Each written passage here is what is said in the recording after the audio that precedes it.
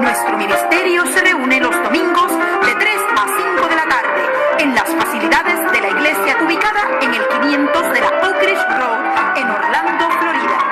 A continuación escucharán al pastor Álvaro Rolón en la exposición de la palabra. Amados en Cristo Jesús, que nuestro Señor bendiga vuestras almas. El estudio que realizaremos a continuación, titulado Conoce a tu adversario, tiene como propósito fundamental ser alertado sobre las altimañas de Satanás en contra de los hijos de Dios. No es mi propósito alabarle, pero aunque Él fue vencido por nuestro Señor Jesucristo en la cruz del Calvario, mientras estemos en este mundo, tenemos que cuidarnos de Él, porque Él continuará siendo el príncipe de este mundo. Por cuanto en el estudio anterior, el juicio antes de nuestra creación, nos enfocamos principalmente en el personaje de Lucifer, Satanás y su origen, he estimado prudente continuar con su historia hasta el final. Recuerdo cuántas preguntas tenía yo cuando comencé a estudiar la Biblia. Una de estas era: ¿de dónde salió esa serpiente que engañó a Eva en el huerto del Edén? Escuchaba diferentes comentarios sobre este tema, pero en una forma desorganizada y confusa. Pensando en esta experiencia, preparé este estudio, el cual podría ayudar a aclarar algunas dudas. En el tema anterior comenté sobre la posición o el lugar privilegiado en que estaba Lucifer y su grandeza en el cielo al servicio de Jehová. Luego cité porciones bíblicas simbólicas referentes a Lucifer y su rebelión en una forma implícita. Ahora continúo con la aparición de Satanás en la nueva creación, en aquella hermosa serpiente y la forma en que engañó a Eva.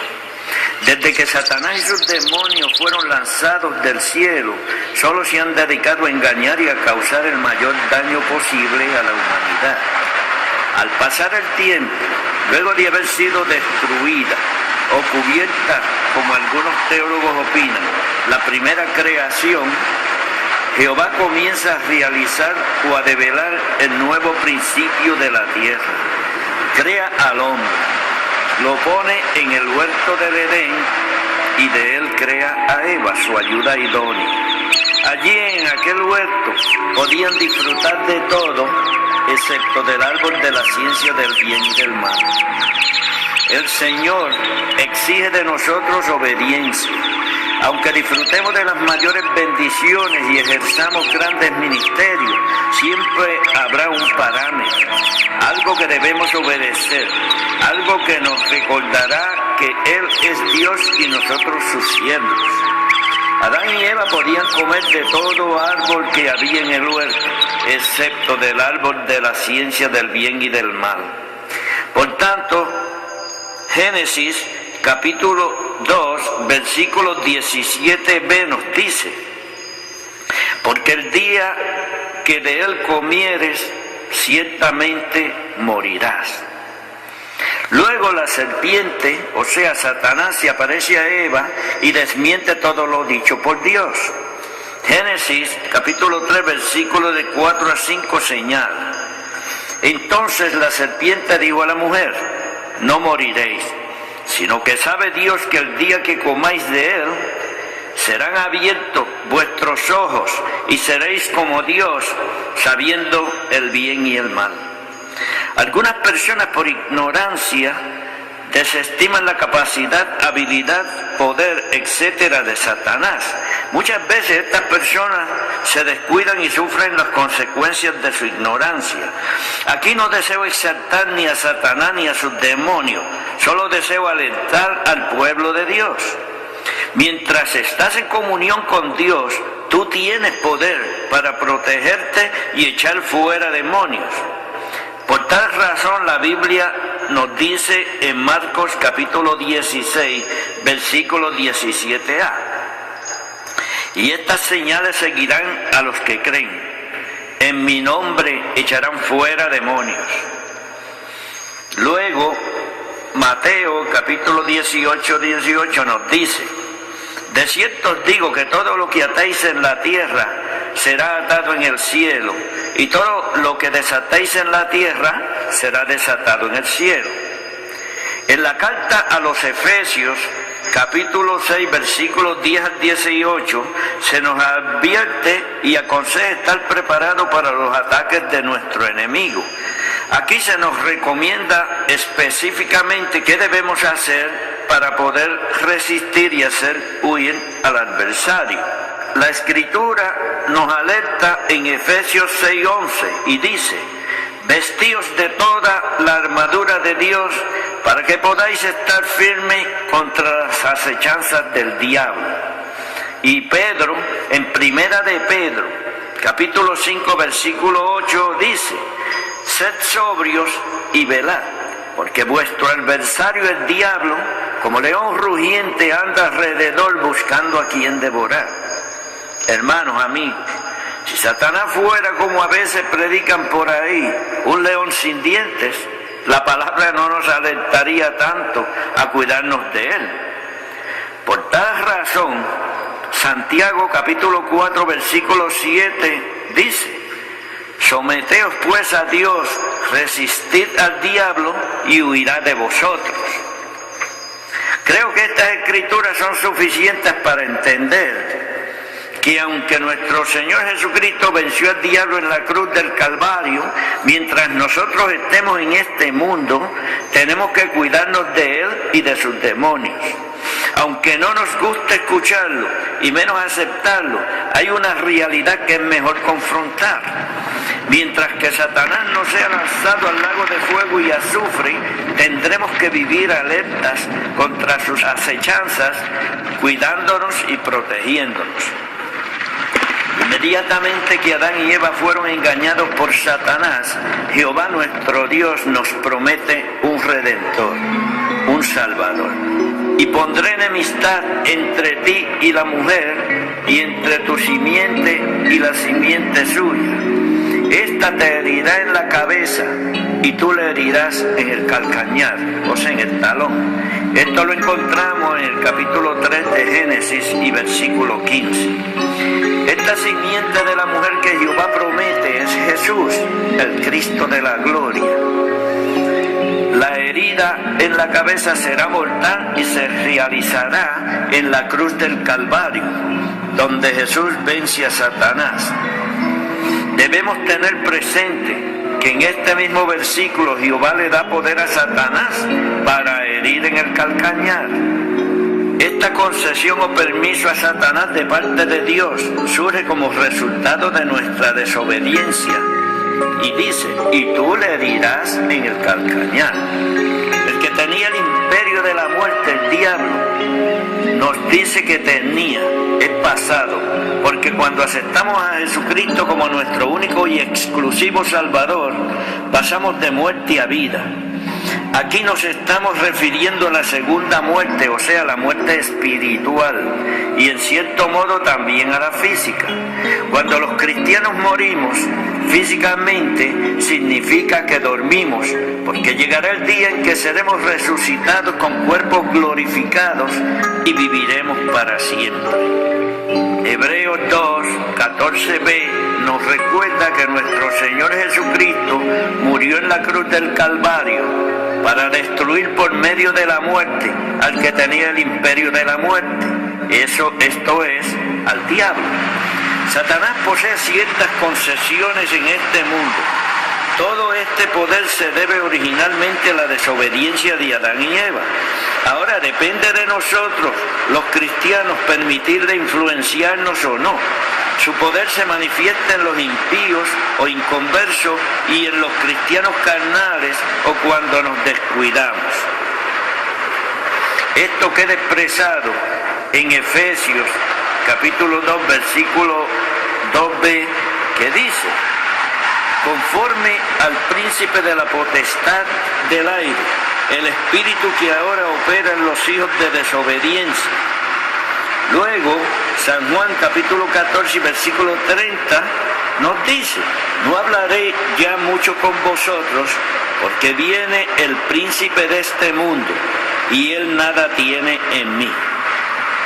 Luego Juan, capítulo 16, versículo 11, me dice, el príncipe de este mundo ha sido ya juzgado.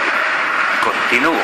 El príncipe de este mundo ha sido juzgado ya y se ha fijado su sentencia, que será ejecutada cuando sea finalmente lanzado al lago de fuego y azufre por toda la eternidad.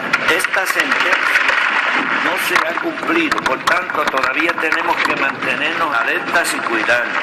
En el libro de Job, en el capítulo 1 y versículo 6, encontramos un buen ejemplo del poder y la labor de Satanás. Y dice, un día vinieron a presentarse delante de Jehová los hijos de Dios, entre los cuales vino también Satanás. Es un poco chocante escuchar que Satanás se acerca a Dios y conversa con él. También es curioso conocer que Dios le escucha, le presta atención a lo que él dice. Quizás nuestro entendimiento nos daría a pensar que Satanás no se atrevería a hacer esto, ni que Dios le recibiría. En esta oportunidad Satanás le alega a Dios que Job era bueno debido a su prosperidad. Dios le permite a Satanás zarandear a Job, pero hasta cierto punto, porque el libro de Job, capítulo 1 y versículo 12, Jehová advierte, he aquí, todo lo que tiene está en tu mano, solamente no pongas tu mano sobre él. Aquí podemos ver manifiesta la voluntad permisiva de Dios. Por alguna razón que solo Él sabe, Dios puede permitir que ocurran cosas en nuestras vidas que nosotros consideramos negativas. Yo no creo que todo lo negativo que ocurre en nuestras vidas sea voluntad permisiva de Dios, con propósito de crecimiento espiritual. Creo que en algunos casos sí ocurre, pero en otros puede deberse a las consecuencias del pecado. Satanás no se detiene en zarandear ni aún a Jesucristo, el Hijo de Dios. Este diablo no respeta a nadie y trata de lograr sus objetivos en quien sea.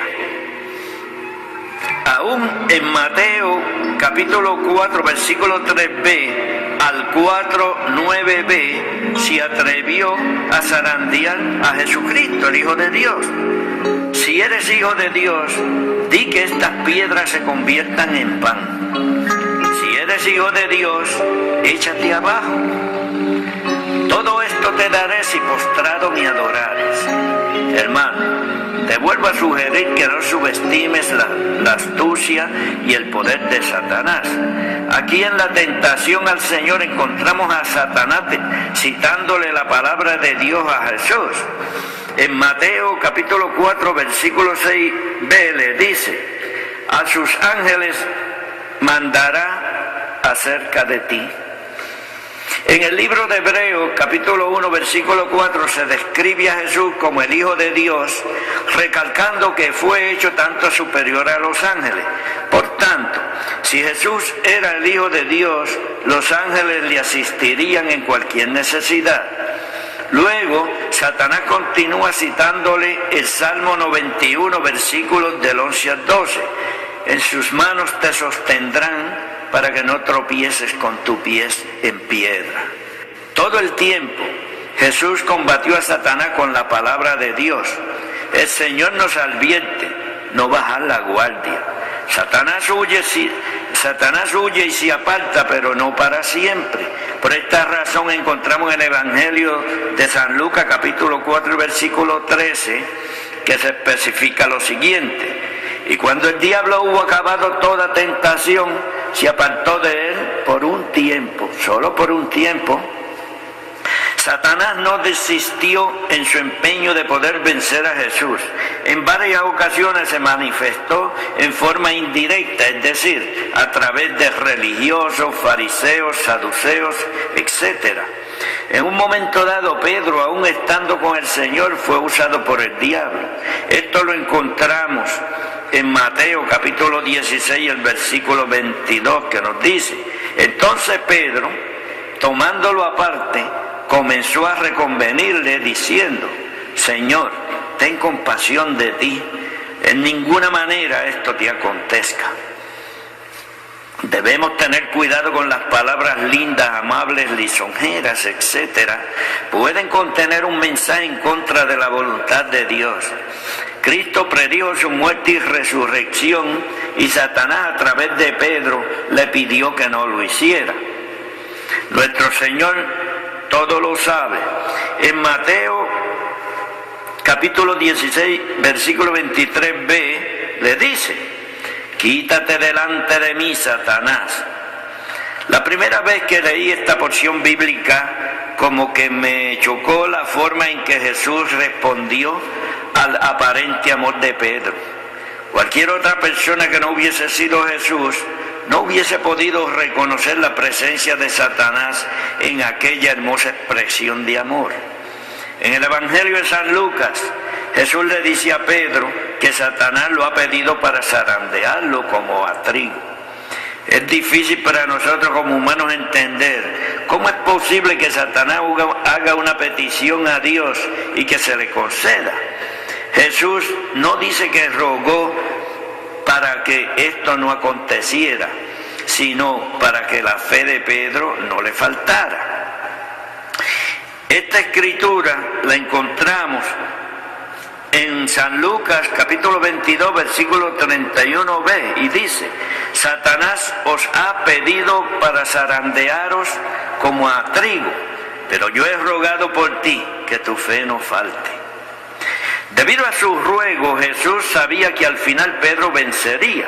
Por esta razón, en Lucas capítulo 22, versículo 32b, le encomienda: una vez vuelto, confirma a tus hermanos. En el libro de los Hechos de los Apóstoles, en la primera carta enviada por Pablo a los Corintios, encontramos un caso singular. Pablo se ha enterado de la indiferencia hacia el pecado en aquella iglesia. Es sorprendente leer la forma en que Pablo, en 1 de Corintios capítulo 5 versículo 5, ordenó que se tratara un caso en particular, en el cual había alguien que vivía con la mujer de su padre, y Pablo les recomendó: el tal sea entregado a Satanás para destrucción de la carne, a fin de que el espíritu sea salvo en el día del Señor. Para mí, la enseñanza o mensaje que se desprende de esta porción bíblica es de suma importancia para la iglesia de hoy. Aquí se establece claramente la diferencia entre la salvación que yo he llamado terrenal y la salvación eterna, luego de la muerte física y del juicio en el día del Señor Jesús. Esta persona pagará las consecuencias de su pecado en manos de Satanás, pero su espíritu será salvo. Por esta razón, debemos tener cuidado cuando asumimos que una cita bíblica dice algo sin haber hecho un estudio o exégesis del asunto. En 1 de Timoteo encontramos otro caso parecido donde el apóstol Pablo entrega personas a Satanás y dice: de los cuales son Himeneo y Alejandro, a quienes entregué a Satanás para que aprendan a no blasfemar. En este caso es similar al de la persona entregada a Satanás en 1 de Corintios. En esta situación, la entrega también es para destrucción de la carne, es decir, para que paguen las consecuencias del pecado, pero no para condenación eterna. Estos casos sirven para mostrar que lo que Satanás hace es porque se le permite, ya sea un permiso de parte de Dios para nuestro crecimiento espiritual o como resultado consecuencia del pecado para que se logre arrepentimiento. Por esto, 1 de Timoteo capítulo 1 versículo 20b nos dice: para que aprendan a no blasfemar. Esta es la frase que señala el propósito del castigo: para que aprendan. Se le permite a Satanás zarandearlos, o sea, para que se arrepientan, no para perdición eterna. ¿Hasta cuándo se le permitirá a Satanás ir a acusar a nuestros hermanos delante de nuestro Dios? La palabra en el libro de Apocalipsis, capítulo 12, versículo 10b, contesta esta pregunta de la siguiente manera: ha sido lanzado afuera el acusador de nuestros hermanos, el que los acusaba delante de nuestro Dios día y noche. Al finalizar la gran tribulación, en su segunda venida, nuestro Señor se presentará en la tierra, se peleará la gran batalla de Armagedón, y la bestia y el falso profeta serán lanzados vivos en un lago de fuego y azufre. Satanás será encadenado por 1000 años y por tanto privado de ir a acusar a los hermanos. Por tanto, Apocalipsis capítulo 20 versículo 2 nos dice: y prendió al dragón, la serpiente antigua, que es el diablo y Satanás, y lo ató por 1000 años. Al finalizar los 1000 años, Satanás será suelto por un poco de tiempo y logrará engañar a muchas naciones. Esto lo narra Apocalipsis 20, capítulo 7 al 9b. Cuando los 1000 años se cumplan, Satanás será suelto de su prisión y saldrá a engañar a las naciones que están en los 4 ángulos de la tierra, a Gog y a Magog, a fin de reunirlos para la batalla, el número de los cuales es como la arena del mar. Y de Dios descendió fuego del cielo y los consumió. En esta última batalla es donde finalmente Satanás y sus seguidores serán eliminados. Gloria a Dios. Gloria a Dios por Apocalipsis 20:10. Porque es aquí donde Satanás será lanzado al lago de fuego y azufre para siempre. La Escritura nos dice: y el diablo que los engañaba fue lanzado en el lago de fuego y azufre, donde estaban la bestia y el falso profeta, y serán atormentados día y noche por los siglos de los siglos. Al final, luego que todo esto acontezca, Cristo entrega el reino a Jehová el Padre, y en 1 Corintios capítulo 15 versículo 24 nos dice: luego el fin, cuando entregue el reino al Dios y Padre, cuando haya suprimido todo dominio, toda autoridad y potencia. Finalmente 1 Corintios capítulo 15 versículo 28 concluye: pero luego que todas las cosas le estén sujetas, entonces también el Hijo mismo se sujetará al que le sujetó a él todas las cosas, para que Dios sea todo en todos. Espero que este estudio sirva de advertencia a nuestros hermanos para mantenernos en comunión